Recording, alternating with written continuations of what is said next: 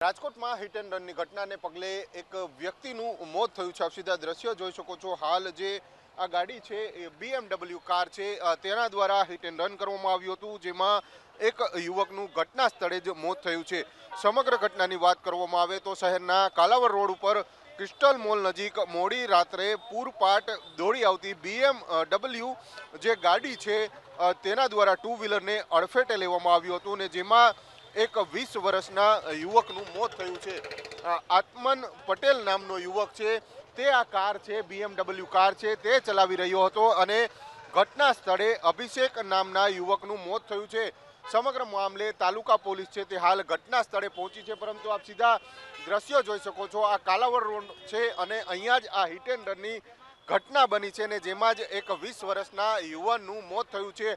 હાલ પોલીસ છે તે ઘટના સ્થળે પહોંચી છે અને જે આ કાર છે તે રસ્તા ઉપરથી જે હટાવવાની તૈયારીઓ છે તે કરવામાં આવી રહી છે, પરંતુ જે પ્રમાણે એક નિર્દોષ યુવાનનું મોત થતાં પોલીસની કામગીરી ઉપર સવાલો ઊભા થઈ રહ્યા છે।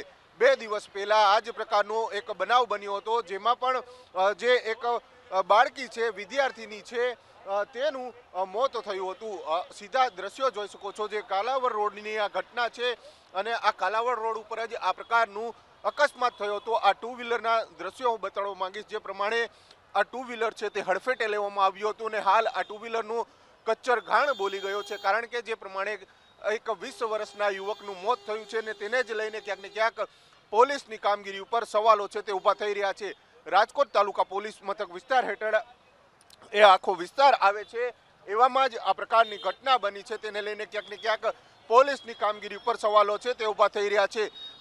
2 દિવસમાં જે પ્રમાણે એક નાની વિદ્યાર્થીનીનું મોત થયું હતું, જે પોતાની માતા સાથે જઈ રહી હતી, તેનું મોત થયું હતું, ને ત્યારબાદ હવે આ ગઈકાલે મોડી રાત્રે આ પ્રકારની ઘટના બની છે। આપ સીધા દ્રશ્યો જોઈ શકો છો, આ ટુ વ્હીલરને કે પ્રમાણે હડફેટે લીધું છે, જેના જ કારણે આખું કચ્ચર ઘાણ વળી ગયું છે અને તેના જ કારણે ક્યાંક ને ક્યાંક એક 20 વર્ષના યુવાનનું મોત થયું છે। એટલે કે જે કાર ચાલકો છે તે બેફામ બન્યા હોય તે પ્રમાણે રાજકોટમાં દિવસે ને દિવસે અકસ્માતો છે તે વધી રહ્યા છે અને નિર્દોષ લોકોના જીવ જઈ રહ્યા છે। એટલે કે પોલીસની કામગીરી ઉપર પણ અહીંયા અનેક સવાલો છે તે હાલ તો ઊભા થઈ રહ્યા છે।